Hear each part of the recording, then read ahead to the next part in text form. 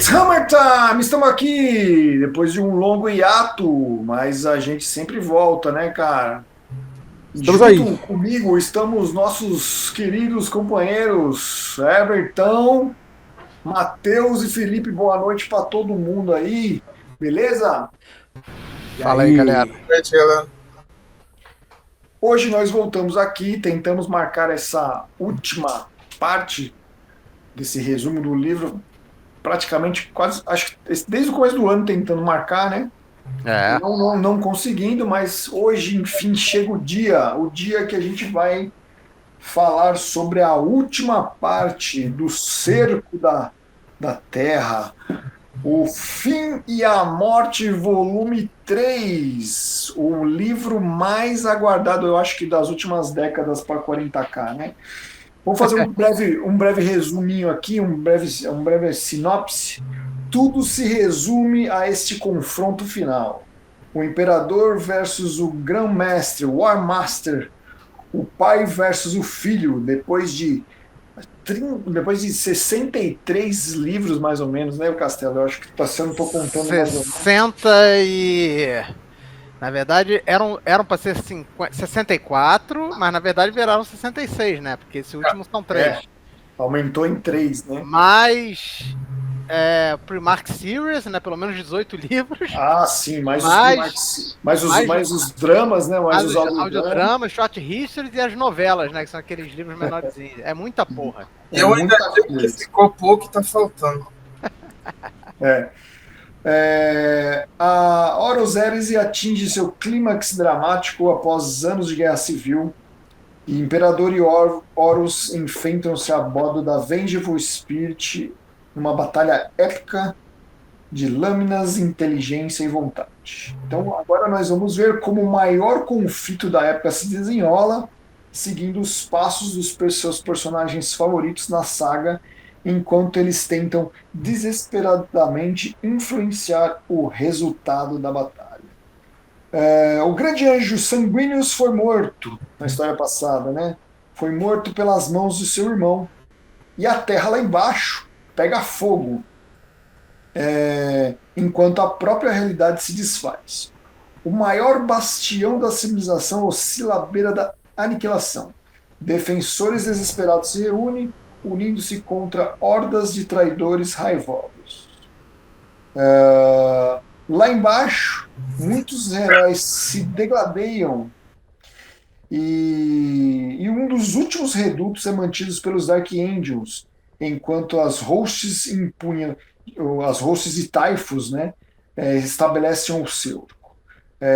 Malcador está sentado no trono, tentando ganhar mais tempo para seu mestre. Gilliman corre pelas estrelas para reforçar o mundo do trono. Oh, isso é legal, né, o Gilliman?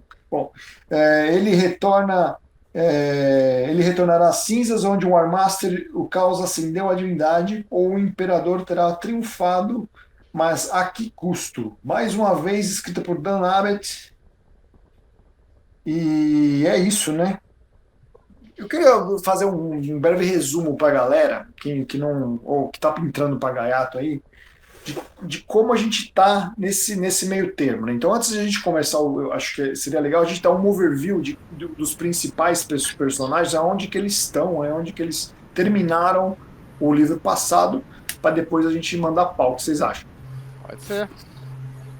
Então, beleza, manda pau aí, ó. Qualquer coisa aí, Everton, você dá um toque aí, qualquer dúvida, a gente fala também para a gente interagir um pouco. Às vezes a dúvida, principalmente você que não leu, às vezes é a dúvida da galera também.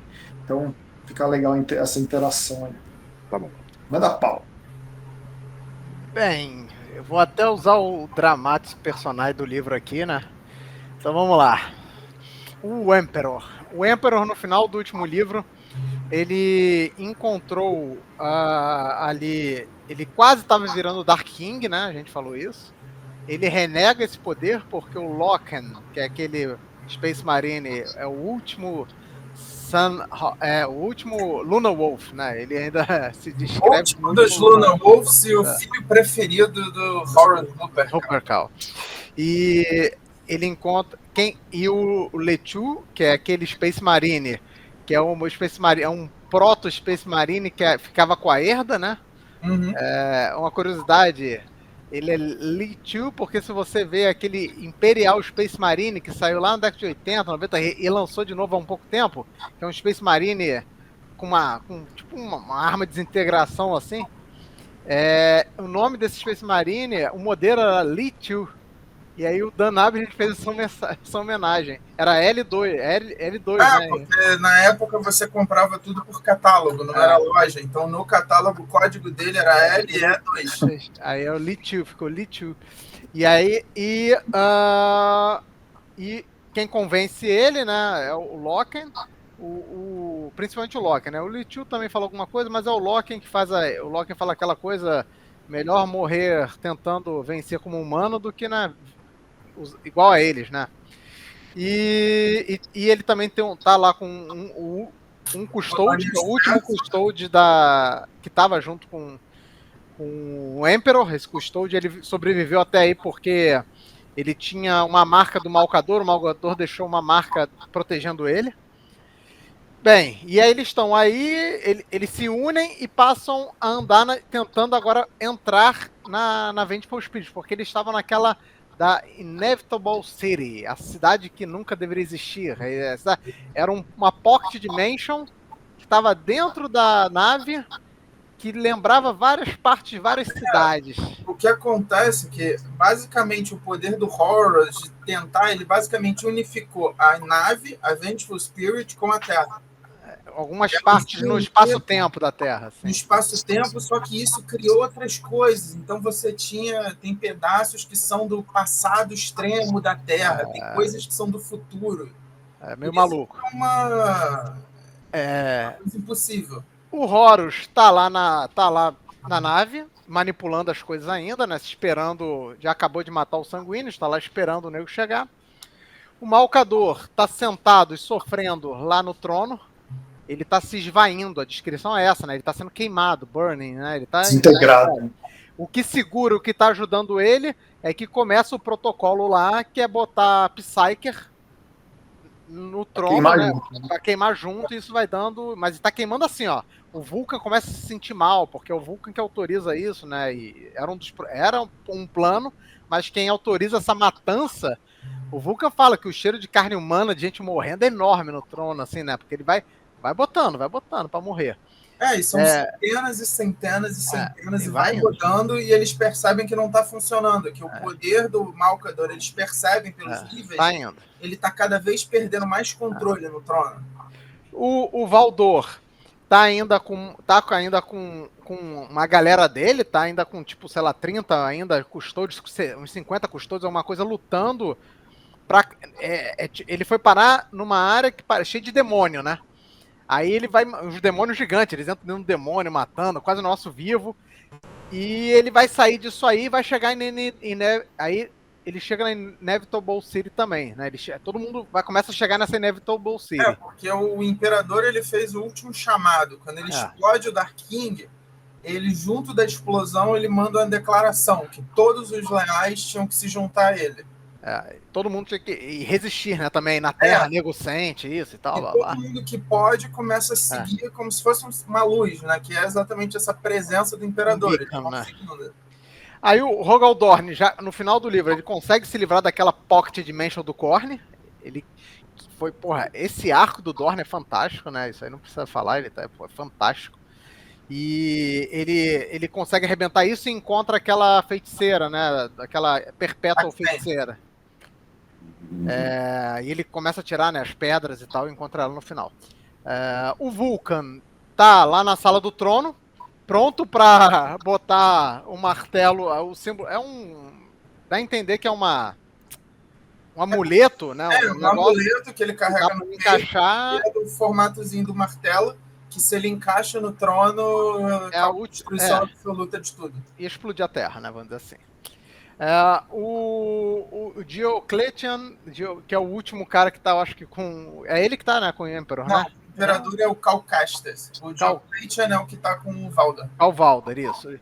Que é o cara que sobreviveu lá na foi o último tribuno. O Diocletian é o último tribuno, tá, que sobreviveu na Web War também. Como a gente, nos acontecimentos do dia, que a gente conversou só para dar um trote, são todos homens, só para... Não, nessa época eram todos ainda. Alguma coisa aconteceu. Todas as mulheres ainda não tinham se destacado dentro do serviço do imperador. Eram todas... nessa época, as mulheres custodes eram incompetentes. Era misoginia. O imperador não promovia elas e não dava salário para elas serem tribunas. Porque nunca aparecia. Não tinha...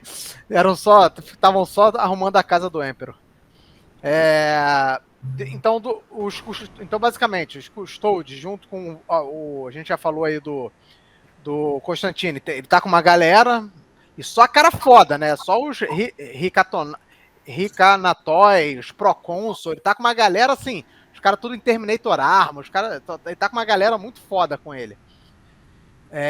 A Sister of Silence não tem ninguém importante, Shows of Malcador, lembrando que tem aquele arco, que tem aquele Shows of Malcador que tá com aquele cientista maluco, lá tentando fazer a arma final que destruiria tudo que é primarca, tipo uma doença, alguma coisa, uma arma biológica, destruiria tudo que é Space Marine e primarca, né? É basicamente isso. Ela é montada para atingir, porque isso é uma coisa que, então já dá, basicamente é uma arma que eles chamam, que vira o Terminus Decree, tanto que o final eles comentam que vai para Titã, eles falam isso. Aquilo que tem com os Grey Knights é essa arma aí, tá? Essa arma, basicamente, ela é montada, que o cara monta, que ele consegue escolher o genoma, ele fala, eu quero matar todos os Blood Angels. E extermina tudo que tenha DNA relacionado a sanguíneos, por exemplo. E quem tá tomando... Eles estão na torre do Malcador, né? Quem tá tomando conta deles é o Amon, né? É o Amon, né? Acho que é o Amon. É um custódio que tá nessa época... beleza. O Loken tá com o Imperador... vamos ver aqui. Acho que no geral do povo. Acho que os principais acho que é isso. Aí tem aqueles caras famosos, Fafnir Han, aí vem os capitães marines. A maioria tá ali no Inner Palace, né? Liderando e já não tem coesão, né? As companhias e pelotões já tá. Dor Blood Angel, 10, eles estão lutando como dá, né? Não tem mais coesão de legião. Eles vão juntando as companhias, tem um Space Wolf, tem um não sei o que, eles vão juntando, cara, e foda-se. Aparece muito pra quem gosta das legiões quebradas. Aparece o Raven Guard, aparece Iron Hand, aparece Salamander. Chega a ser engraçado que ainda sobra depois de tudo que aconteceu, né? Mas eles aparecem. Aí tem o Sigismund, que tá foda, né? Ele vai ter umas cenas muito foda nesse livro. Deixa eu ver. Haldoron. Os Blood Angels estavam no meio da galera, sendo que tem uma galera que ainda tá dentro da Vengeful Spirit, né? Porque o Sanguíneos ele parte sozinho. E todos os BAs sentem essa morte. Então a gente vai falar disso aí que vai dar ruim.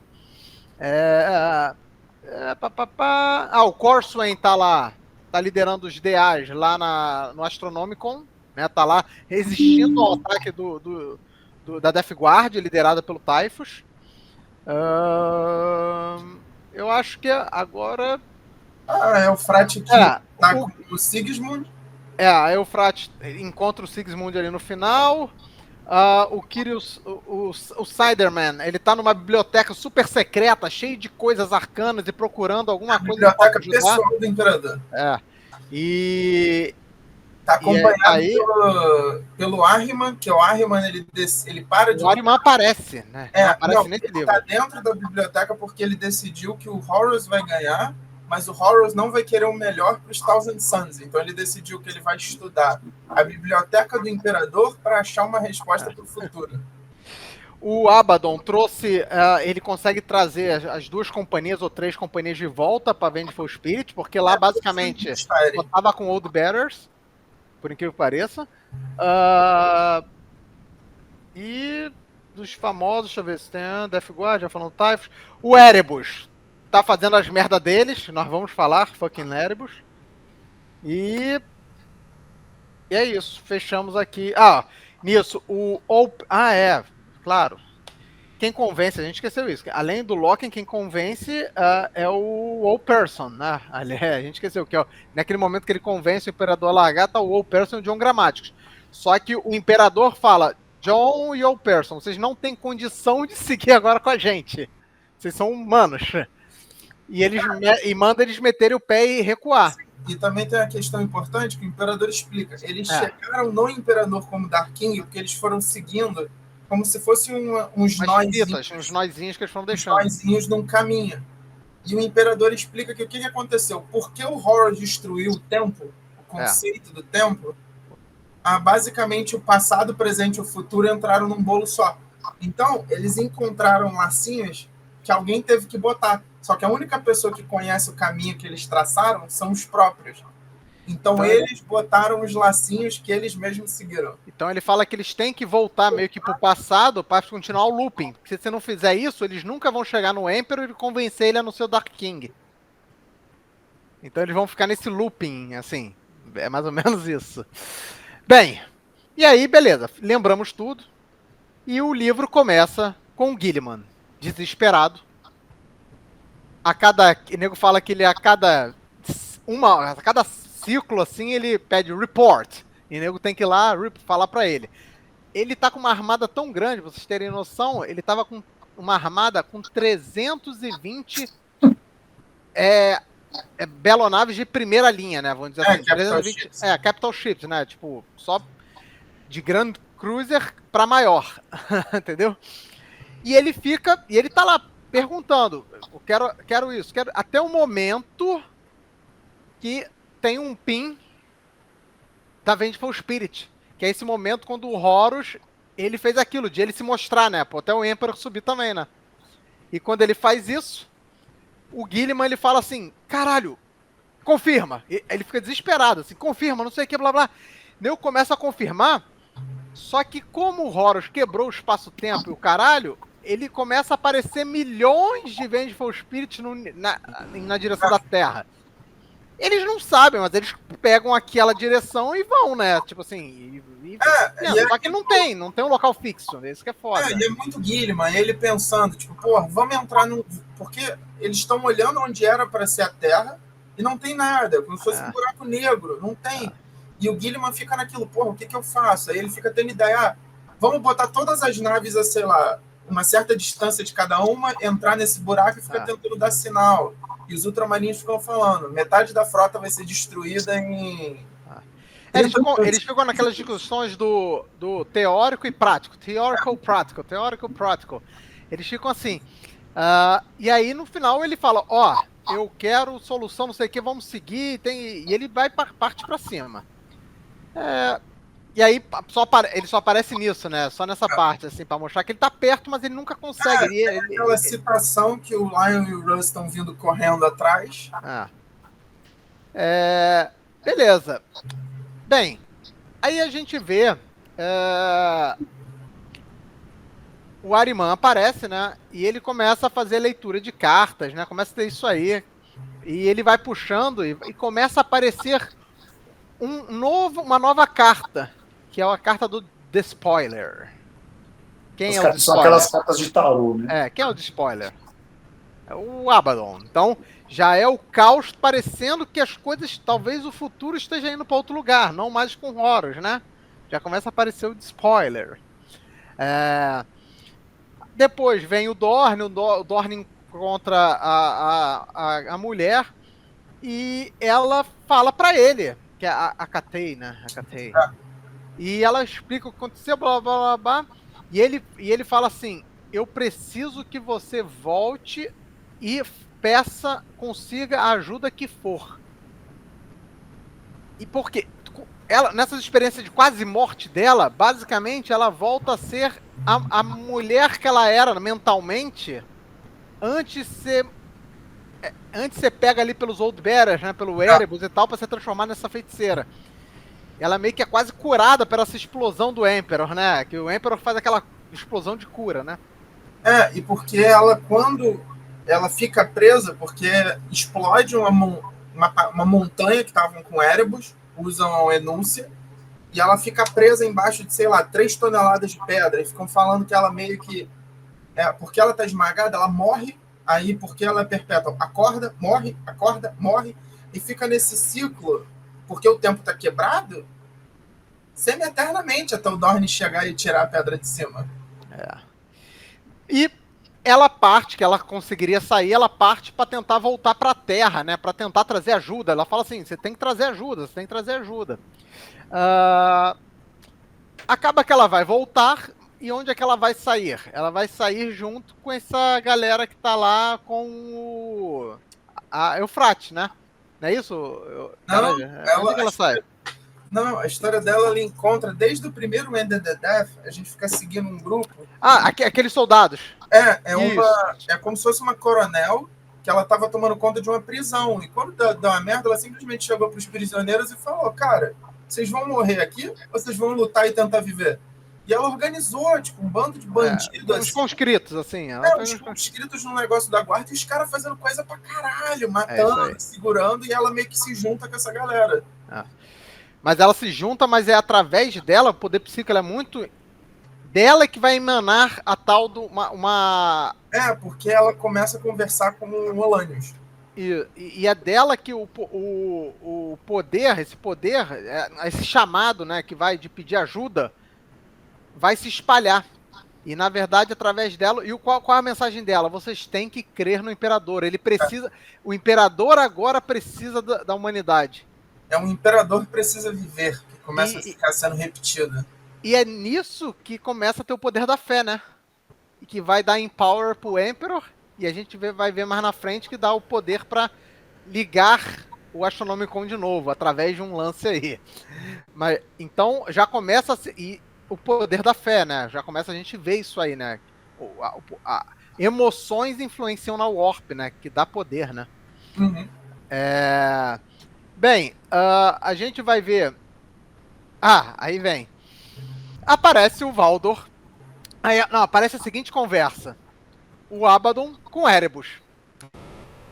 O Abaddon repassando o plano lá com o segundo em comando dele, o caralho. Estamos com vários tipo, áreas de matar, né? Áreas de matança. Acho que a gente esqueceu isso. O último momento que a gente viu o Valdor no último livro, ele vê na distância uma parte que realmente parece a nave. Isso. Aí, tipo, os outros custores falam, tem, sei lá, tem uma companhia inteira de World Bearers, mas 3 companhias de Sons of Horrors, uma porra assim. E a última coisa que ele vê é que o capacete dele... No total são 900 Marines, tem 900 Marines. Space Marines. E a última coisa que o capacete do Valdor pega, porque o Valdor usa capacete no lore, é engraçado. Mas é que ele pega o identificador do Abaddon. Ele fala, primeiro capitão Ezekiel Abaddon. E os custodios partindo para cima. Lembrando que a gente tá 30 para 900, né? E eles falam assim, cara, tem killbox ali, tem tudo. Todo mundo fala, é uma armadilha. E o Valdor fala, é uma armadilha. É uma armadilha. E aí, eles estão indo, e eles vão pro pau. Aí tá o Abaddon assim, não, nós vamos dar conta, tem 900, os caras são só 30. Aí o Erebus manda real. Você tá de sacanagem, filho. Os caras ainda estão mordidos querendo chegar no Imperador, cara. Você vai ser derrotado. E é mais ou menos isso que começa a acontecer, cara. E o Erebus fala, cara, não é qualquer um, é o Valdor. Aí o Abaddon ainda fica, aquele velho, não vai fazer nada, eu vou matar ele, é o mesmo. E o Erebus fala, cara, tu não vai, é o Valdor. E é assim, o Abaddon começa a convencer, o Erebus começa a convencer o Abaddon que ele tem que usar poder do caos. Ele vai nisso aí. E é isso que ele vai vendo. Ele vai vendo através do capacete dele, né, que tem os dados das companhias, nego morrendo, mas assim, morrendo muito, Marine. A proporção de 30 para 1 não é nada. Tá light. Os caras vêm que vem, matando todo mundo, cara. Bem, deixa eu ver aqui. Eles continuam entrando, aí aparece o Imperador entrando na nave, e aí eles se encontram, né? Eles se encontram o Imperador com o Horus, e cara, o Imperador já chega, a princípio ele tá falando, por que você fez isso? E ele começa a falar, por que você, tipo... Por que matou o meu filho, sabe? Que é o sanguíneo, está lá na parede, lá toda. E o Horus, a princípio, acha que ele tá falando com ele. E, na verdade, o Imperador tá falando com os 4 deuses do caos que estão atrás do Horus, olhando, né, o passadiço ali, né? Porque a sala do Horus, o trono, basicamente você tem a sala, tem 4 tronos que o Horus criou, que era, no primeiro livro ele fala, né, que era para sentar ele, o Imperador, os Sanguíneos e o Valdor, eu acho. O Valdor ou Dorne. Que era para sentar os 4, só que aí é revelado nesse livro que por trás tem, tipo, tronos que, sei lá, você não consegue ver, aquele negócio que desafia a lógica, onde estão sentados, realmente estão presentes os deuses do caos. Yeah. E aí ele vai, e nesse meio tempo corta assim pro John Grammaticus e o Olanius conversando, eles entendendo o que eles vão ter que fazer e tal. Só que o Olanius não tá conformado. Vamos lembrar que o Olanius, ele foi o primeiro War Master, né, do Emperor, né? E ele ainda não tá conformado, e ele fala assim, caralho, o Emperor curou tudo, ele consertou tudo. E nisso ele puxa e a faca, aquela anátema, que são aquelas facas que veio da Átema, que é aquela faca, espada primordial e tal, que mata, corta até o espaço-tempo, né? Não consegue passar, tipo, um teleporte e tal. E consegue canalizar a força pra dar True Death, o caralho, essas porra. Ele fala assim, caralho, o Emperor precisa disso. Porque a espada, a faca dele é uma coisa que a gente viu lá atrás, cara. Naquele livro da Battle of Calth.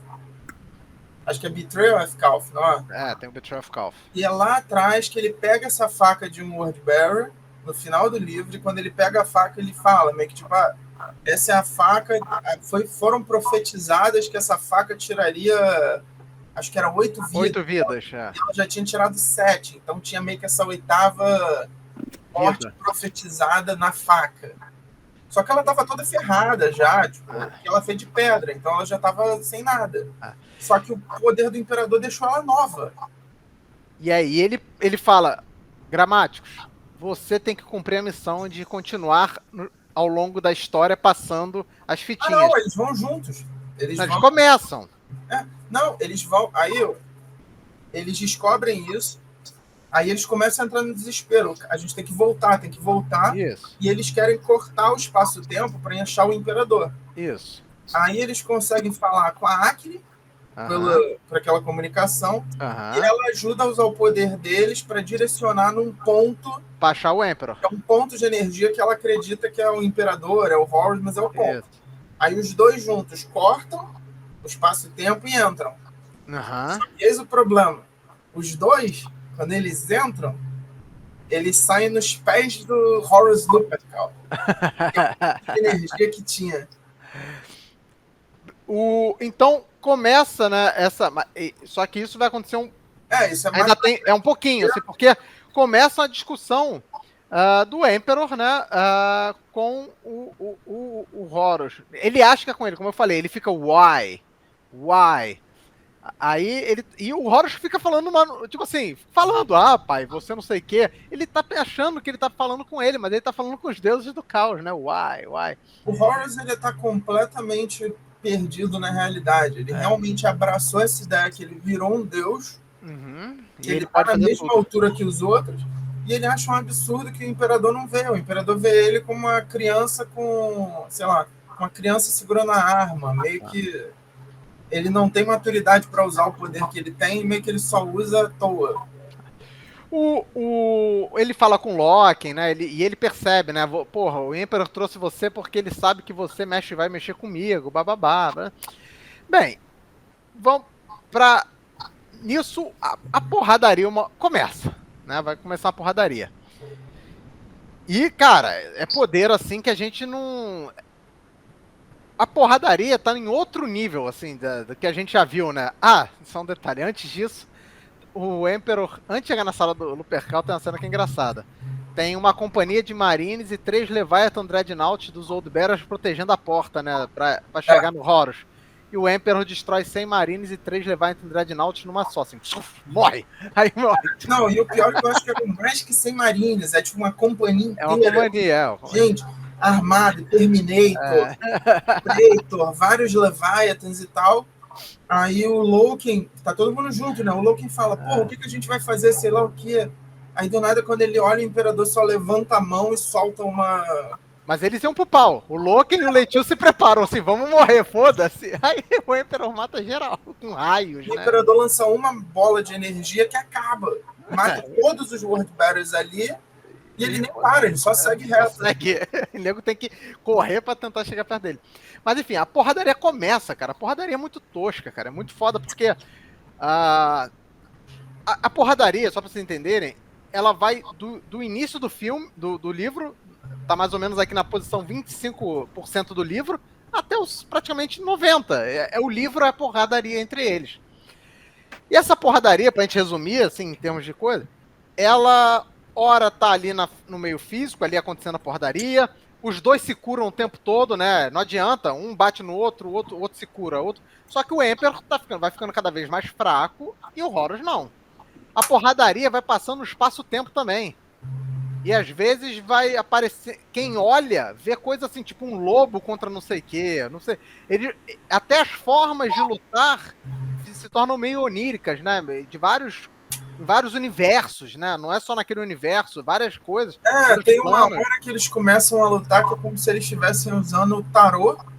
Carta de Magic. O tarô tem as cartas têm um significado, então eles começam, tipo, o Imperador joga a carta da lanterna, aí o Horus responde com um spoiler. Eles começam numa luta assim também. Nisso, o que tá acontecendo lá na Terra? O pessoal tá tentando defender o Inner Palace ali, né? E o Inner Palace, cara, a princípio tinha uma defesa toda organizada. Acho, né, toda certinho. O Dorne planejou tudo. Só que o espaço e o tempo foi quebrado. Então nada mais faz sentido. Então você tá defendendo pra cá, porque é daqui que viria o caminho, quando aparece nego saindo da parede atrás de você. Sai de tudo que é lugar, é coisa de maluco. E aí começa a ser, na verdade, vira sobrevivência, survival. Porque sai aparecendo demônio, aparece um Caos Marine que tava tentando escalar a wall e ele quase ia morrer. Quando ele atravessa, na verdade, ele atravessa a parede e tá dentro do palácio. E as coisas começam. O nego abre uma porta e, na verdade, a porta dá para um monstro da Warp. Então vira um caos. Sem contar isso, os BAs estão na Black Raid. Cara, e aí, assim... Talvez seja, na minha opinião, do livro que, porra, um dos melhores livros de 40k, talvez um dos melhores capítulos, assim, você que gosta de ler, cara, se não sabe inglês, aprende inglês só para ler a descrição dos Blood Angels caindo, porque a gente sempre tinha aquele negócio, eles imaginam que eles estão lutando com Horus. Cara, só que é pior, a descrição, meio que a morte dos sanguíneos bate cada um de um jeito, eles ficam realmente malucos, eles começam a... Chega a ter um pouco até de modificação física ali num momento, eles ficam meio animalescos, os dentes crescem bastante e tal. Porque quando o Blood Angel, né, quando ele chega naquele nível extremo da Black Raid Red Thirst, ele vira como se fosse um demônio mesmo, vermelho, com dentão. Naquele Devastation of Baal tem uma descrição muito boa disso, que fala que aqueles que eles deixam presos na torre, em Baal, passa tanto tempo com os caras presos lá que eles viram, ficam parecendo uns demôniozão assim. Altera, né? Virou mutante. E revela meio que essa Black Raid é o Fafnir Ren lutando, do nada ele toma uma porrada, quando ele olha para enfrentar o que deu a porrada nele, ele vê o Ashkelon. O Ashkelon, só o Ashkelon. O Blood Angel mais assim, cara, heróico, aquela parada de tipo, o capitão da Sanguinary Guard, o cara próximo dos sanguíneos, e quando ele olha pro Ashkelon, ele tá com dentes gigantesco, animalesco, garra. E quem salva ele é outro BA, né? Que é o Zephon. E ele só é salvo pelo Zephon, que é o Bringer of Sorrow, que é do Master of Mankind, tudo isso. E a própria explicação do Zephon, você vê que ele tá esquisito. Ele é descrito que o rosto dele ficou estranho, que ele meio que tá se tremendo. Só que ele fala que ele não caiu da Black Raid porque meio que para ele já sentiu a morte dos sanguíneos uma vez quando ele foi abandonado na Terra. porque ele tinha ficado um Space Marine aleijado, então ele ficou na Terra, né? Ele não tinha, ele ficou numa função diplomática. Ficou longe do pai dele, assim. A Terra tinha geralmente Marine fudido, ficava nessa função diplomática, onde meio que era um representante de cada legião.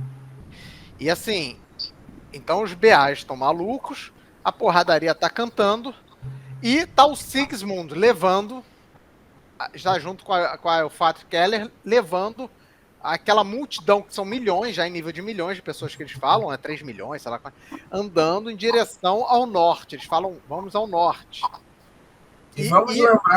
E o Matheus, ele adivinhou isso aí. Final eu falei, porque quando falou que eles estavam indo para o norte, eu falei, cara, eles vão chegar na Hollow Mountain.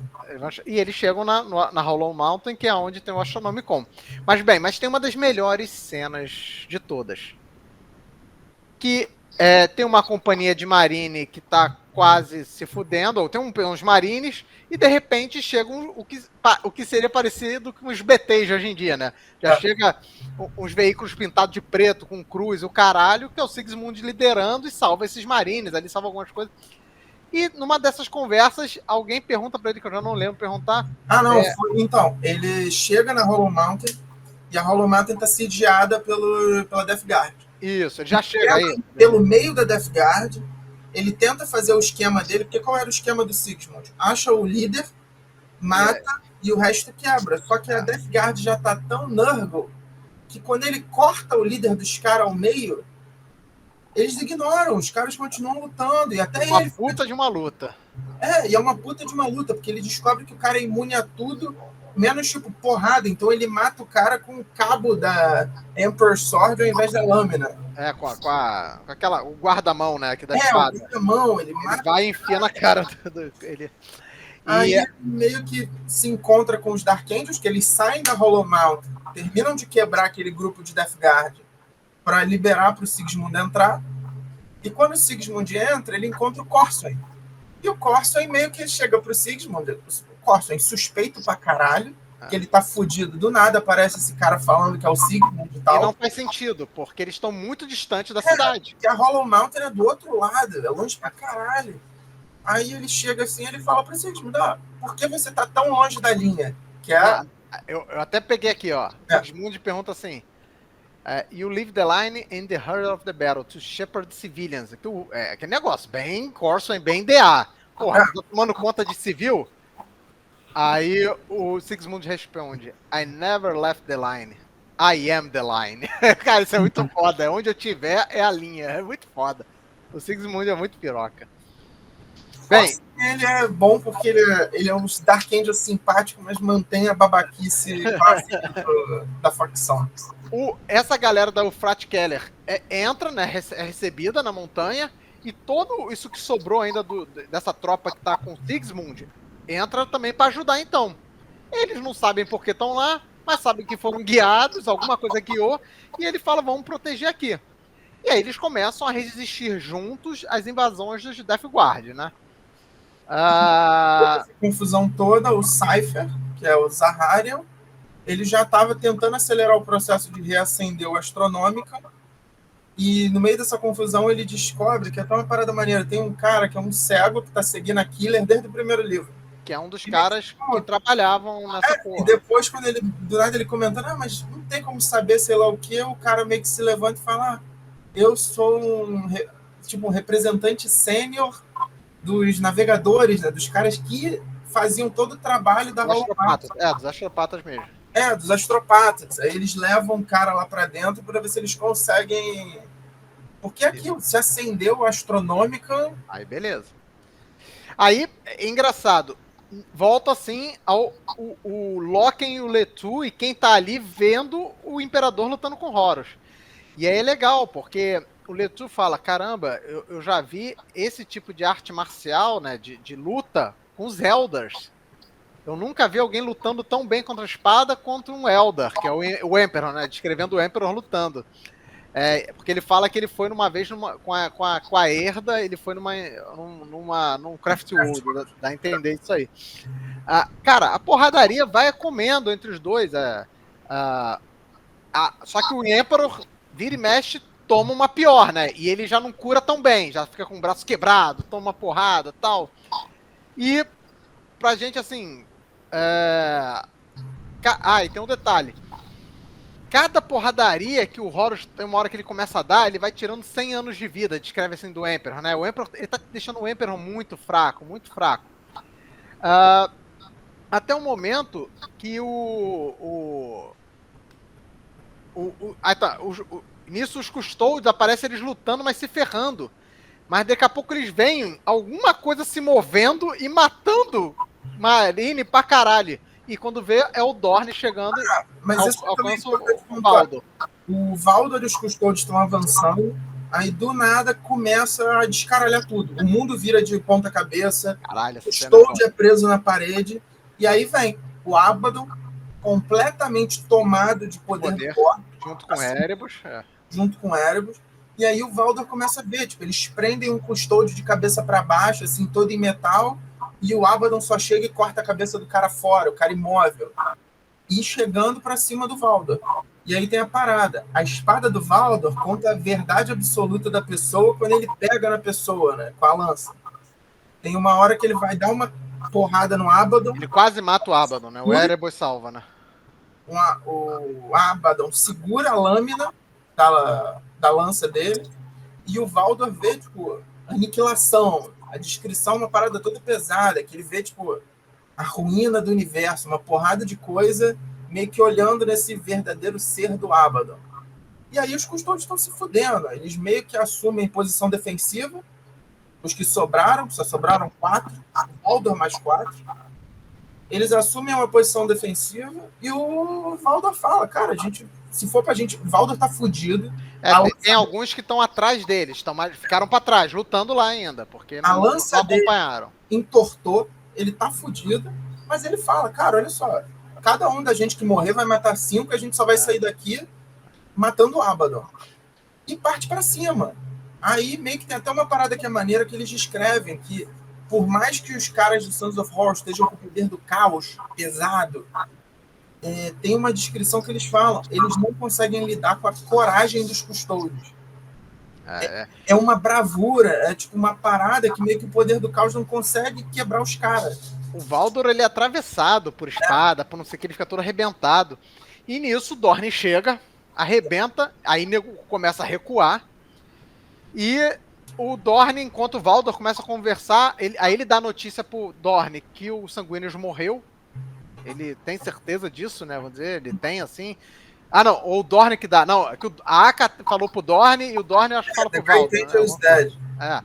E no meio dessa confusão, enquanto eles estão se encontrando, tentando matar o Abaddon, do nada eles começam a escutar. Eles descrevem que começa a voar sangue, porque é Terminator se matando no soco colado, e no meio desse sangue vem o que a gente tinha comentado, os Blood Angels que subiram com sanguíneos para Vengeful Spirit, que nem animais. Vendo aquele... E aí, de novo, é tipo Haldoron, que o Dorne descreve como o maior exemplar de um Space Marine, igual um animal, correndo no chão, e os caras começam a mutilar os Sons of Horus. Igual animal, sabe? Pulando, mordendo. Nego recua. Aí o Abaddon é descrito que o Abaddon, tipo, empala um pelo peito, estoura os 2 corações, e o bicho não para, continua tentando arrancar a cabeça dele. O Erebus entra em desespero, que o Erebus tem toda aquela parada da voz, né? Ele ordena, as pessoas param, contra a vontade. O Erebus começa a ficar desesperado, falando, eles não estão me escutando, eles não estão me escutando. Tipo, os Borentes animalescos. E o Dorne, ele fala, o Valdor tá muito machucado, até o Dorne fica assim, será que ele ultrapassou a capacidade de cura do corpo, né, do Custódio, ao ponto de ter uma hora que ele não consegue subir, o Dorne dá a mão, eles têm uma discussãozinha, tipo assim, e no final o Valdor fala, não, vamos lá, tipo assim, eles fazem ali, eles entram numa paz, porque poucos primarcas o Valdor considerava, o Dorne é um deles, mas só que o Valdor tá muito puto, aí fica uma discussãozinha, mas eles fazem as pazes e seguem. Talvez o Dorne seja que ele legitimamente gostava. E os Sanguíneos, que todos gostavam. Mas os Sanguíneos todo mundo gosta. O Dorne é aquele que ele aprendeu, ele respeitava ele, gostava. Eu acho que a ideia maior realmente é o respeito mesmo, tá? E, bem, a porradaria, como a gente escreveu, acontece de vários modos. Quase que o Emperor, né, morre. Tem uma hora que o Horus pega o corpo do Emperor e quer levar, né, pra... Ele chega a conseguir, o Imperador cai, ensanguentado, ele pega, leva pro trono que ele queria botar o Imperador. Quando ele vai botar, né, assim, ele bota... Não, ele chega a botar e ele toca no corpo, né? Ele prende o Imperador porque o Imperador, ele começa a jogar poderes loucos. E uma da coisa que eles falam é que o Malcador, ele é chamado da Sigilite, porque ele usa uma magia com sigils, que são tipo símbolos. E meio que aquela coisa que é abstrata, mas naquela batalha ficaram umas coisas físicas, com os pregos que o Horus transformou, e ele prende o Imperador no trono. Ele tá meio morto, mas ele tá preso. Vamos fazer uma observação aqui. O livro todo, sempre quando vai aparecer de novo a batalha, né, do Emperor, aparece sempre a visão do Malcador. E, cara, é de cortar o coração. Ele vira assim, pô, eu estou vendo meu amigo morrer. Ou ele olha o Vulcan, ele fica, poor Vulcan, poor boy, my boy. Ele chama de sobrinho, né? E aí, ele é um sofrimento, ele vendo e não conseguindo fazer mais muita coisa.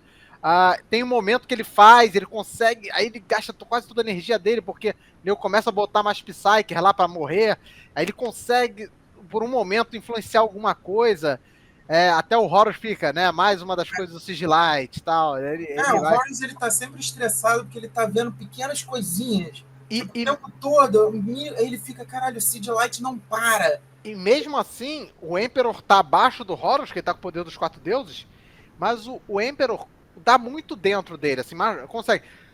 Tanto que é falado assim, o Emperor nunca foi tão bom, não é tanto pelo poder, óbvio que pelo poder, mas assim, é como ele sempre foi capaz de usar o poder. Ele fala que ele sabia usar muito bem, né, o poder. Não é o tamanho, é como sabe usar. Como saber usar.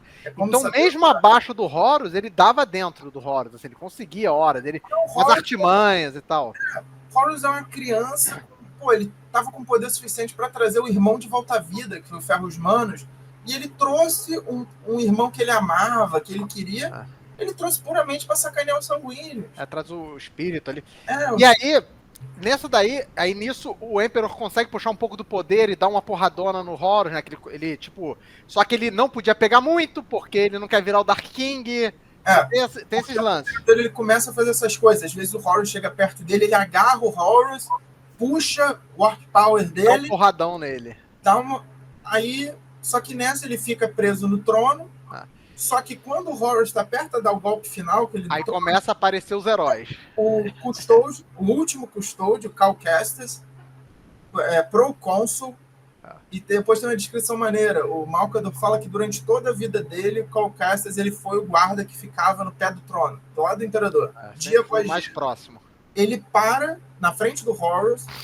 O Cal Kestis é foda porque ele usa aquele Terminator Armored Custódio, que é o Aquilon, que é o gigantesco, com uma espada, com a lança e um escudo. Ele para e ele fala pro Horus, você não vai atacar o imperador. E ele para na frente do Horus e fica. E enquanto ele tá distraindo o Horus assim, o Lito sobe no trono e começa a tentar soltar. Só que é foda. Tira só um braço, eu acho que ele tira um braço, né? É muito maneiro, porque uma coisa muito boa desse livro é que essa luta tem aqueles mitos, né? Aqueles livros antigos, que eram guardsmen que protegiam o imperador, depois foi um marine que protegeu o imperador, aí virou um custódio. E isso apareceu no tarô, tá? E o Dan Abnett, ele diz que conseguiu encaixar tudo na história, então você tem isso, o Cal Kestis, ele fica... Aí o Horus, ele dá um poder, que é até engraçado como descreve, que a armadura dele tem aquele olho, né, no peito, que meio que sai como se fosse um raio laser, que é uma concentração de todo o poder dele, bem em cima da cabeça do Custódio. Só que eis a porra foda. O Custódio toma essa porrada e fica em pé. Ele aguenta, o símbolozinho do Malcador que tava no peito dele começa a brilhar, e aí o Horus fala de novo, tipo, a magia do Sigilite não vai te salvar. O Custódio fala, tipo, eu vou defender o meu King of Ages, que eles chamam, né? Que é The King of the Ages. E aí ele dá a segunda e o Custódio vira torrada. Aí, nisso, aí ele consegue uma coisa, o Emperor consegue fazer alguma coisa, mas aí o Horus dá um porradão. Aí o Letiu tenta, aí o Letiu toma um porradão, só que ele é jogado, tipo... Pra fora da arena. Tipo, pra um local que ele vai parar num lugar que ele vê criaturas imensas, demônios imensos, que isso deixa ele também meio bolado depois.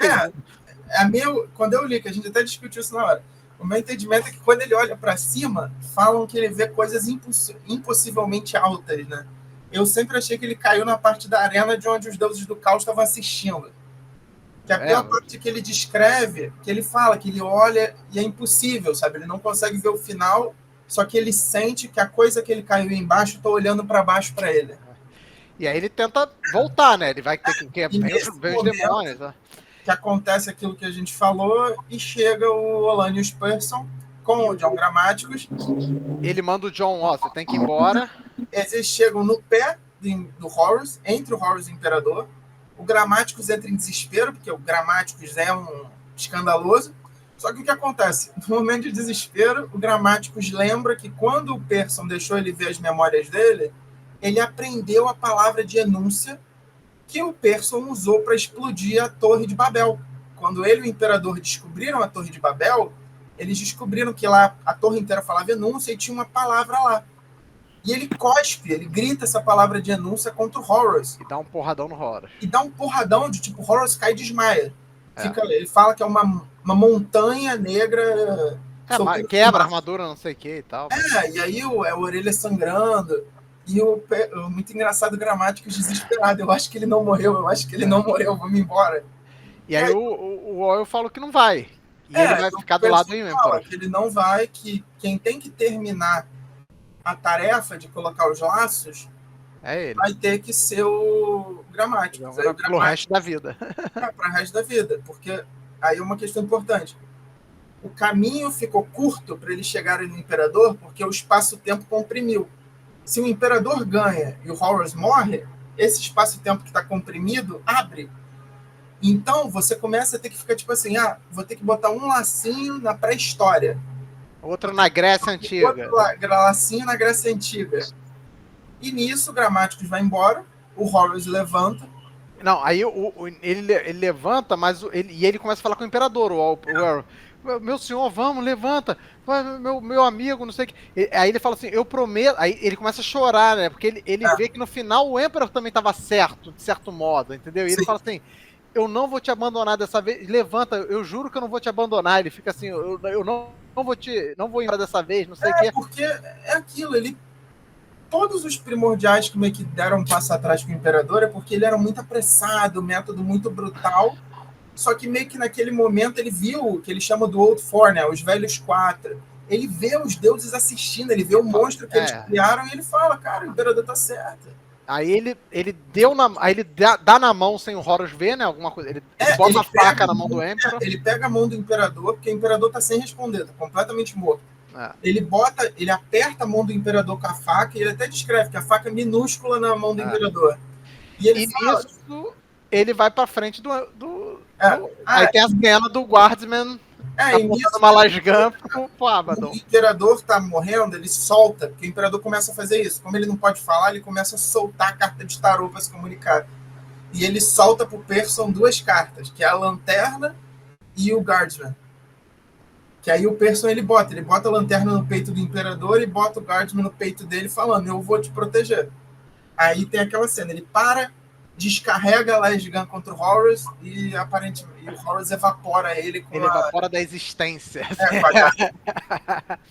E aí o Horus de novo vai pegar lá o corpo do Emperor, né, pra, tipo, ele vai matar.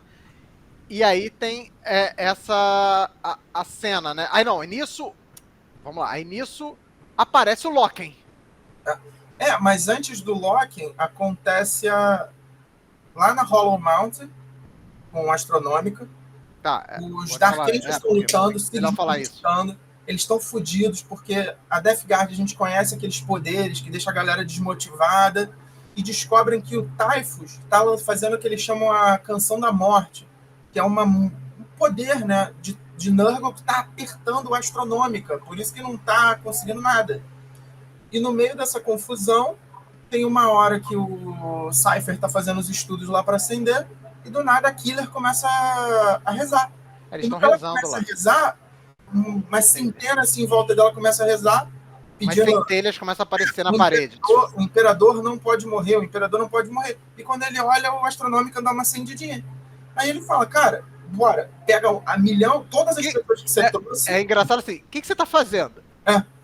Tá, não importa, continua e faz com mais gente. Funcionou, foda-se. Aí eles botam, tipo, todas as milhões de pessoas começam a rezar, as defesas caindo, e no que eles falam, cara, a gente só vai ter, sei lá, 10 segundos para fazer esse ritual, porque os Psykers dos Dark Angels estão todos fodidos.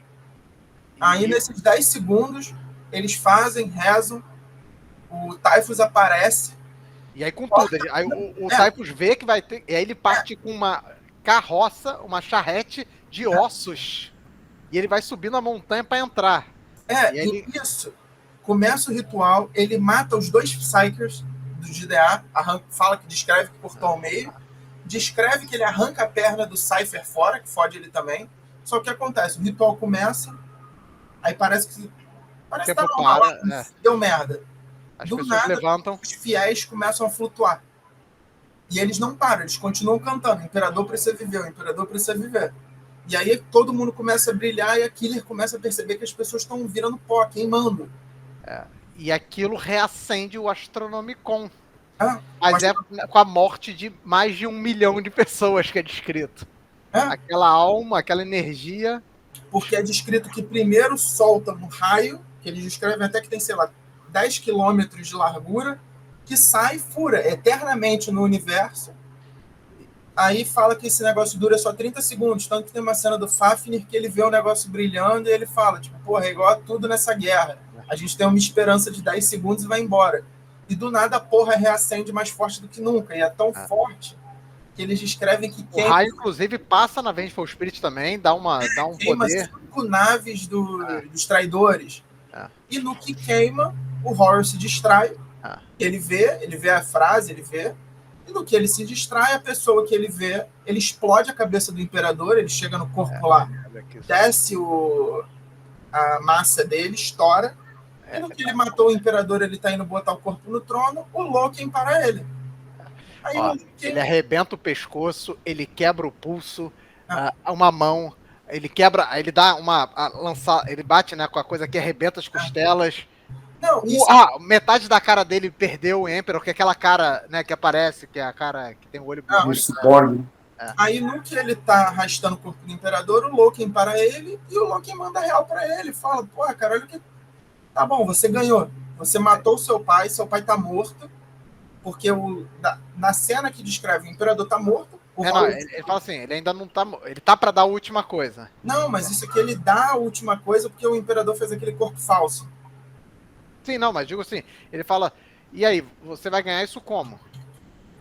Ele meio que interrompe o finalzinho, assim, né? Não, ele chega a matar, porque ele chega a dar uma cacetada e meio que mata o imperador, só que depois é um corpo falso, que o imperador é o Loken. O imperador é o Loken, mas ele tá arrebentado também, tá com o braço, só que não ele tá... já tá tudo fudido, ele só se finge que realmente morreu, e o Loken... Ele vai convencendo... E ele vai convencendo, ele vai falando, pô, cara, tá bom, tu é todo poderoso, mas pra quê? Aí o Horus fala, tipo, ele trouxe você porque o Loken é o filho favorito dele, né? Tem sempre esse negócio que ele vê no Loken o Loken sempre questionou. Era nobre, né? Sempre foi nobre. Aí ele fala, pô, o imperador trouxe meu filho favorito para usar como arma. Você acha que ele não é um escroto? Aí o Loken meio que fala, tipo, porra, solta esse poder, cara, tu já matou teu pai, tua conquista tá completa. Aí ele fala assim, você é um puppet. E aí, é isso mesmo? É isso que tu é? Ele fica assim, né? Aí ele fala assim, não, então eu vou provar que eu não preciso desse poder. Aí ele solta. Ele vai, e nisso os deuses do caos começam a ficar desesperados. Tipo, não solta não, solta não, solta não. É engraçado ele descrevendo. Ele começa a descrever que tem vozes na cabeça dele, gritando, tipo, não. E ele fala, porra, quem manda aqui sou eu sou o Horus. E ele solta o poder. Aí no que ele solta o poder, quando ele olha pro Loki, quando ele olha pro corpo do imperador no chão, começa a se desfazer em luz. E quando ele olha pro Loki, é o imperador. Aí, o verdadeiro Loki tá desmaiado no canto. Nisso, aí o que acontece? Não, tô lendo aqui, viu? Antes dele. Não, as últimas porradas que ele dá no Emperor. Ele tá sem o poder. Sim. É porque o Imperador tá muito fodido. Isso. O Imperador ainda não tava morto. Ele dá as últimas porradas nesse corpo falso. Eu tô vendo aqui de novo. Só pra. Ele, antes dessas últimas porradas, é que o Loken aparece, que é o Emperor. E aí ele dá as últimas porradas, praticamente mata. E aí quando ele olha o Emperor, e ele tá sem o poder, né? Porque tá sem o poder do caos. Nessa hora ele é só o Horus Lupercal. O Emperor, ele chega, aí ele aparece como Emperor na frente dele. E ele fala que os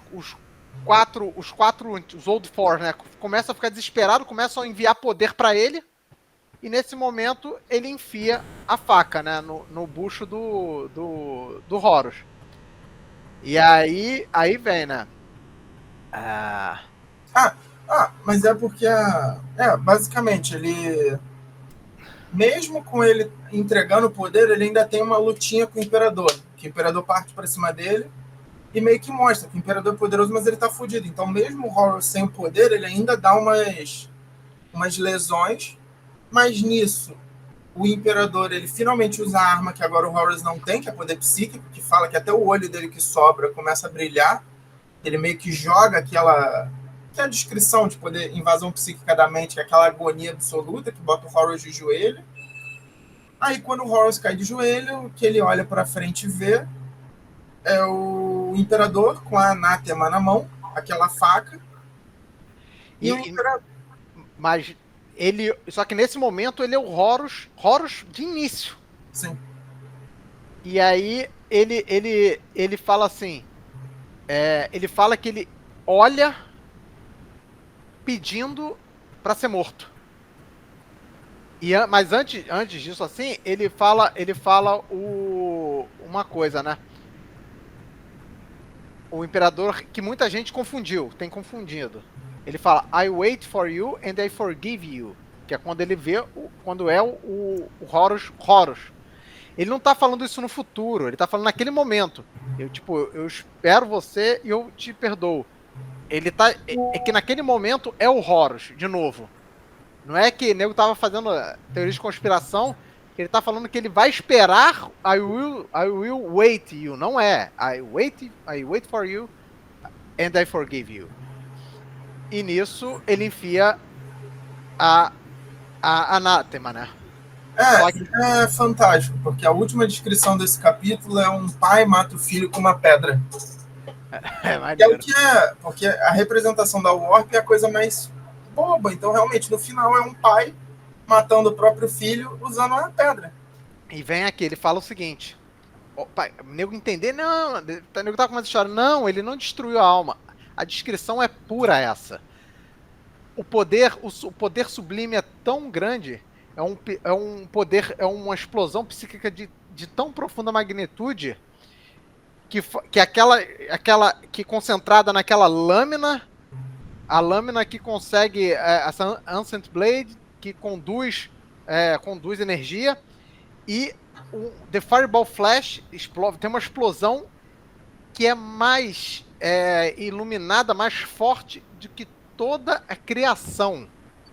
Big Bang. Exatamente. Dá aquela coisa. O Horus, ele sorri, porque é descrito antes que o Emperor vê nele assim, aquela cara, me mata porque eu não tenho como resistir a esse poder. Se você me deixar, eu vou puxar esse poder de novo, eu vou me curar e vai... Então, o Emperor acaba ali, não sobra nada. Ele descreve, né, que vai saindo da pele, ele fica só uma casca queimada. Uma casca queimada, né, algum restinho ali. E a armadura, que é o que o nego leva depois, né, uma casca assim. E nada mais existe, tipo... Algumas pessoas falam assim, nossa, não teve um retcon, não destruiu a alma dele, não. Se tivesse sobrado alguma coisa, os deuses do caos tinham refeito o corpo dele, entendeu? Na hora, porque É o livro todo isso acontecendo. O Emperor bate, ele recupera. Naquele momento não tem nada. Os deuses Ukais, inclusive, recuam, porque não tem mais. Eles se fuderam, deu errado. Falhou, né? Não tem mais ali o beacon, né? O foco. Não tem mais nada. A descrição é isso. O nego usa o poder da criação para destruir. Então não tem isso de, sobrou a alma, foi retcon, não teve. Isso aí foi viagem de nego de YouTube, o caralho. E aí, e termina o livro, o capítulo como And Then the Galaxy Burn. Porque é o futuro que a gente sabe, né? Acontece o futuro do 40K. O que acontece depois? Depois aparece o seguinte, para resumir assim, resumidão. O Dorne, o Valdor, eles encontram o corpo, eles olham aquela porra, o desespero deles dá até pena. Aqueles homens que não choram, que nunca sentem nada, você vê os custódios travados, caindo lágrima, assim, né? Eles se segurando. Não é nem caindo lágrima. O Dorne, ele descreve que eles choram mesmo, de tipo... Eles não sabem, né? Não aguentam. Eles não fazem som.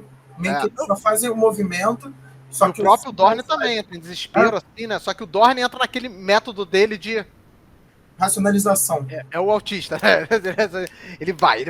Aí ele começa... o Letiu, né? O Letiu mostra pra ele a carta do tarô. Porque eles começam a tentar se decidir o que fazer. Eles tentam levantar o Imperador pra levar ele para um Stormbird. E o corpo começa a morrer mais rápido. Bota de volta.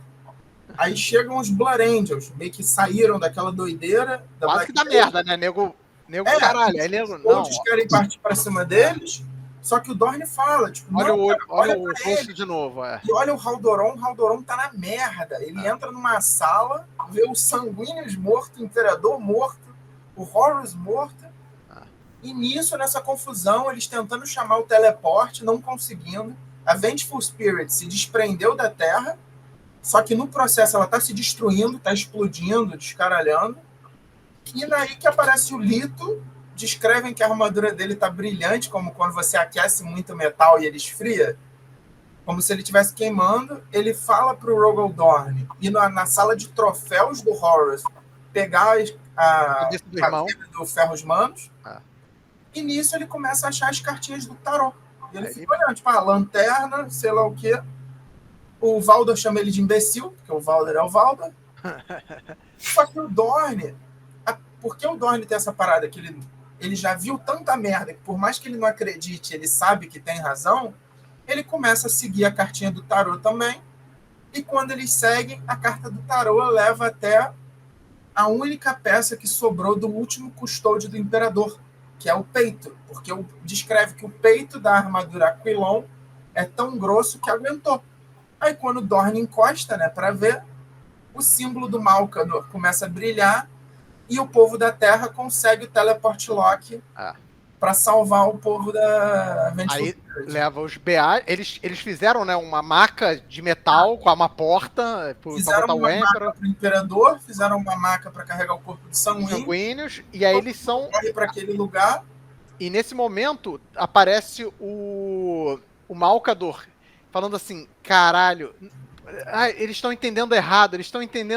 Tipo assim, meio... o Malcador, ele comentando também que o último plano dele deu certo. Porque ele botou esse símbolo.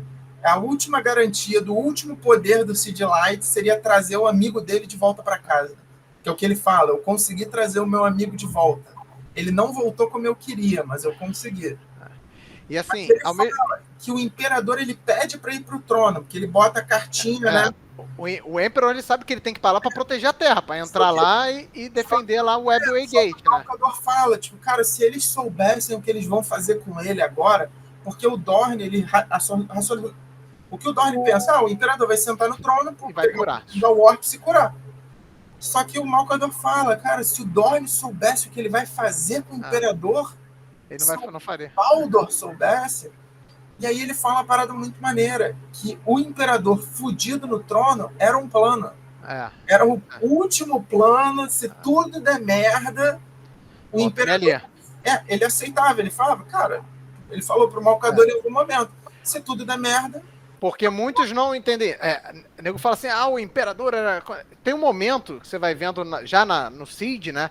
Que mais de uma vez aparece que o Emperor, ele já consegue ver o futuro, que é o futuro do 40.000. E ele entende que, cara, vai ter que ser isso.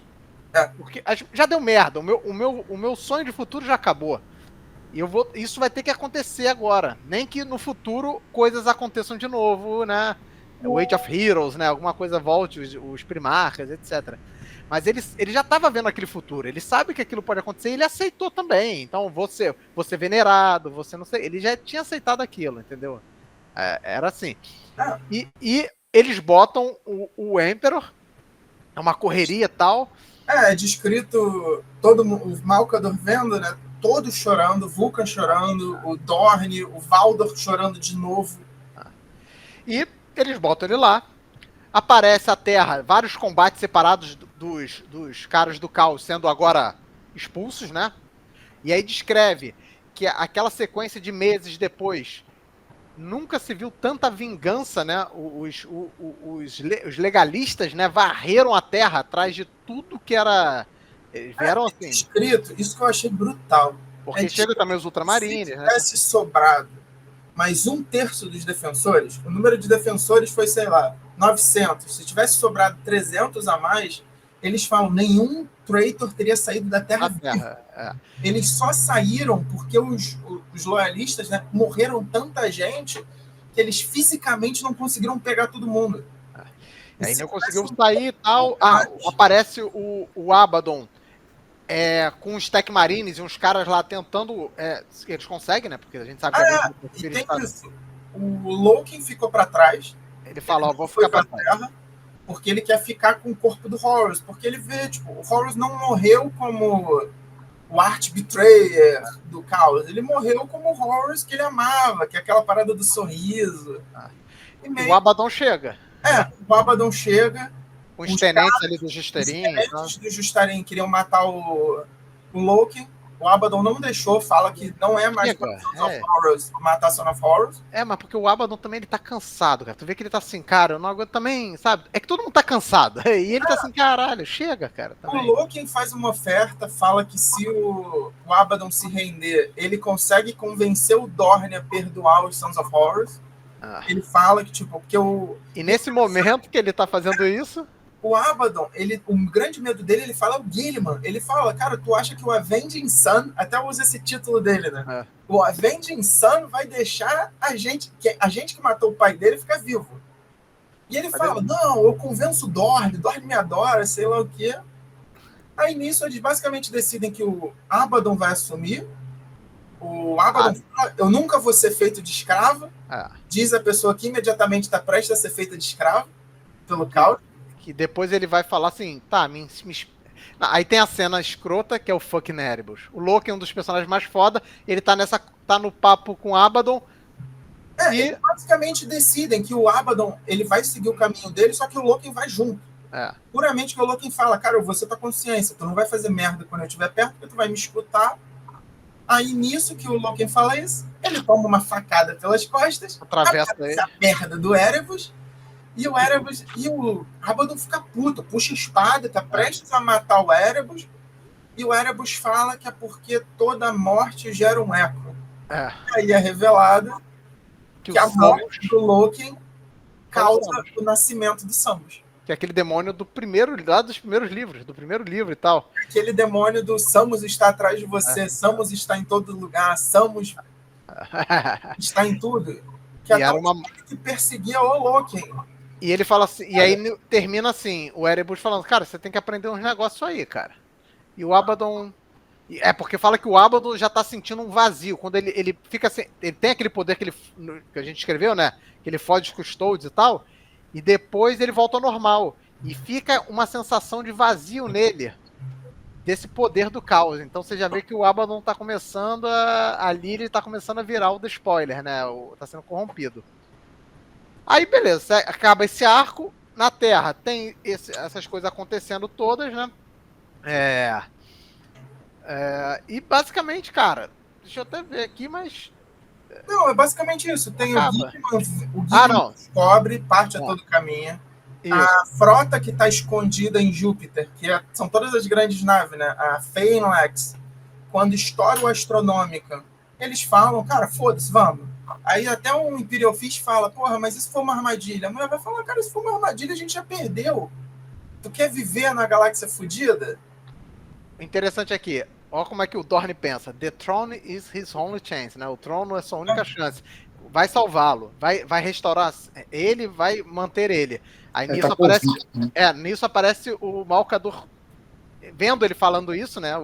Ele fala, de fato, o contrário que vai ser verdade. Ele é a única chance do trono. O trono só tem como funcionar com ele, entendeu? É isso daí. E a Terminus Sanction, tem aquele arco lá do Basílio Folk, aquele cientista e tal. No final das contas, os Custódios conseguem assegurar isso, dão para os Sons of Malcador, eles vão levar lá para os Grey Knights. Mas no final a gente vê que o Basílio For, ele ficou vivo. Ele rapidamente fez um clone igual o Sons of Malcador, trocou a consciência com o cara. Então esse cara pode aparecer aí no 40k daqui a pouco. Eu não tenho dúvida. O Dan Abnett escrevendo, é o cara, o senhor da lore, ele vai usar esse cara aí de novo no futuro em algum momento. Não, e tem, novamente, coisas maneiras para quem gosta de ler, o Basilius Fowl, que acho que ele meio que duplica a consciência dele, então ele ainda tá no corpo velho. Essas doideiras. Ele morre. Ele tenta jogar um dispositivo, uma coisa química num Custódio, queima a armadura toda, chega, só que o Custódio caga. Aí ele até fala, cara, eu sempre tive muita raiva do Imperador por ter feito vocês. Ele fala assim, e você vai me matar? O Custódio só fala, pelos seus crimes, não tem mais, você nunca vai ter jeito. E ele fala, até ele se surpreende que ele é morto muito rápido. Tchá! É sem pensar muito, o Custódio não pensa, né? É sim ou não. Assim, e é aquele negócio engraçado, ele descrevendo como ele, de todas as criações do Imperador, os Custódios junto dos Primarchs são as porras mais bizarras. E aí, beleza, acaba o livro, né? Aparece essas vinganças, mas o livro acaba. E depois tem uma coisa que é muito legal para quem é fã de leitura da lore, é o Afterworlds do Dan Abnett, ele explicando muito de como foi todo o processo da Horus Heresy, como foram essas conversas de e-mail, as trocas, milhões de trocas de e-mail descrito, o que já tinha até descrito em outros livros, o Aaron Dembinski lá, os outros já tinham escrito. E ele explica que apesar de ele ter muita liberdade, tem algumas coisas que a companhia fala, isso aqui você nunca pode falar, tipo, quem eram os primarcas perdidos? Tem coisas que eles não podem falar. E tem coisas que tinha que se manter, né? Como foi o primarca em terceira pessoa. Nunca o Emperor em terceira pessoa, né? Não tanto como ele pensa. Tudo. Você nunca vê direito como o Emperor pensa. É sempre alguém falando alguma coisa. Até hoje, eu acho que só tem um livro, publicação oficial da Black Library, que fala a primeira pessoa do Custódio. É o Master of Mankind. Não, o Master of Mankind também. Ele aparece nos sonhos lá com o Ra. No livro do Lion tem uma cena que o Lion pega um escudo, e quando o Lion pega o escudo, ele meio que entra na mente do Imperador. E a mente do Imperador é uma porra louca, tipo, ele sente todas as coisas vivas que estão em volta dele, embaixo do chão, no topo do chão, na Warp. E uma coisa importante que ele escreve, ele fala o seguinte, o 40k, quando você olha algumas coisas, quando você está lendo novels do 40k, o Codex de 40k, e ele fala do passado alguma coisa, muita coisa vai ser pode ser às vezes de forma folclórica, né? História do passado. É como se fosse aquela... nego tá contando como acham que foi, porque foi no passado, muita coisa se perde, né? Historinha. Só que na Horus Heresy, o que tá escrito é o que aconteceu, não tem interpretação. Ele bota isso. É como se quem lesse, tivesse vendo em primeira tudo acontecendo ali. Que às vezes o nego começa a criar teorias, né? O nego adora uma teoria. E não, o que tá ali é como foi, não tem muita interpretação, é isso que ele fala, assim. É o oposto, se você quiser comparar, quando você lê os Black Books da Forge, eles são legais porque eles são escritos como se fosse um historiador, né, lá da Heresy, que meio que está organizando a história daqueles conflitos. A Horus Heresy, não. Os livros publicados é aquilo, é verdade. O que está ali é o que está. Não adianta você fazer sua teoria achando que o Dorne não matou o Alfares. O Dorne matou o Alfares. Ele põe uma pedra nesses assuntos idiotas aí, né? É muito interessante. É engraçado, ele agradece o Henry Cavill, não sei por que o Henry Cavill. Eu acho que eles começaram já a conversar. Pode ser que tenha alguma coisa, ele e o Dan Abnett conversando para aquela parada da Amazon. Ele agradece no Afterworld o Henry Cavill. Não sei. Ele agradece nego do exército, lá, sei lá, alguma coisa aí que ele agradece. Cara, é bem legal. Então, e eu acho assim, muita gente ficou assim, pô, o livro, cara, é um livro assim, cara, foi um 10 de 10, assim, eu não acho que ele tenha, tem gente que achou arrastado o segundo, né, o segundo livro, que foi ali que eu também não achei, ele tinha muita coisa, mas esse, cara, esse é dos 3 livros, o primeiro é muito bom, do End of the Death, o segundo você pode achar que é um pouco mais lento, algumas coisas, que ele é o maior até, ele é muito grande, né, o segundo. E esse terceiro não, esse terceiro é um livraço pra ler, assim. É porque o que acaba sendo, cara, é uma narrativa dividida em 3 atos. O primeiro ato te dá aquela animação que tá convencido, que tá divertido, você quer ver o que vai acontecer. O segundo acaba sendo aquele meio que você já tá querendo ver o final. E aí, mas foi, um livraço, cara. Pra quem quer ler... É 10 de 10. A gente faz esses reviews aqui, mas realmente sempre a nossa recomendação aí é você, com calma, pegar os livros, ler, né, que você vai sentir as nuances de várias outras cenas aí que às vezes a gente não consegue narrar aqui, e você, né, monta aquela cena na sua cabeça que não tem coisa melhor, né? Então, sempre a gente recomenda aqui a ler sempre esses livros aí, principalmente essa obra-prima que para mim eu nem fecharia nesses 3, eu diria desde a Siege, desde o primeiro Siege até mesmo que quem não queira ler esses 64 e 67, eu acho, que realmente é um trabalho hercúleo, digamos assim, pega o Siege, lê o Siege, que são relativamente menores e poucos livros, e que é sensacional. Se procurar, até no site da Warhammer, o Warhammer Community, saiu uma reportagem deles, né, uma nota, até falando quais daria para você ler no Siege sem ter que ler todos. É uns 4 ou 5, assim, antes dos 3 End of the Death. Eu acho que é ler 3, eu acho que ele bota para ler 3 ou metade. Dá para pegar esses daí que tu já vai entender e ler depois os 3 do The End of the Death. Finalizando. The End and the Death, né? Eu honestamente acho que esse livro conseguiu superar até o Saturnine, que na minha opinião talvez seja um dos melhores top 3 livros de 40k que eu li, a Saturnine. Eu também tenho essa sensação. Eu acho que se a gente não soubesse o final, eu acho que ele superaria, né? Mas a gente, como sabe um pouco o final, essa parte e tal, eu acho que fica pau a pau com o Saturnine. Mas é isso, galera. Eu acho que a gente conseguiu cobrir aí. Agradeço a todo mundo aí. Acho que melhor explicação de vocês dois aí, que além de ser